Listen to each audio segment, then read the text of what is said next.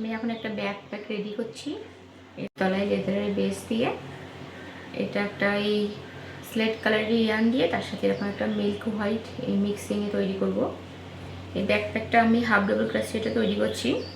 আর এটা কটন ইয়ান দিয়ে, কটন ইয়ান 8 প্লাই আছে, যাতে একটু মোটা হয় একটু হার্ড হয়। কটন ইয়ান দিয়ে ব্যাগ বানালে ব্যাগটা একটুখানি হার্ড হয়, আর ব্যাগ একটু হার্ড হলে ক্যারি করতে সুবিধা হয়। আমি হাফ ডাবল ক্রোশেতে পুরো ব্যাগটা তৈরি করব, না পুরো ব্যাগটা হাফ ডাবল ক্রোশেতে নয়, মানে 3টে প্যাটার্নে তৈরি করব ব্যাগটাকে। যেখানে যেখানে এই স্লেট কালারটা দেবো সেখানে সেখানে হাফ ডাবল ক্রোশে করব, আর যেখানে যেখানে ওই মিল্ক হোয়াইটটা দেবো সেখানে একটু ক্রস প্যাটার্নে ওটা আমি ডাবল ক্রোশে করব, মানে ডাবল ক্রোশেট যেটাকে বলে।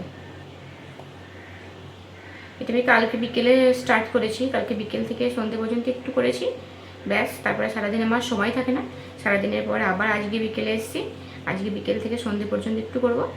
যারা ক্রসেট শিখতে চাইছেন আমি অনলাইনে ক্রসেট শেখাই, সামনের মাসের ব্যাচের জন্য সিট বুক করতে পারেন।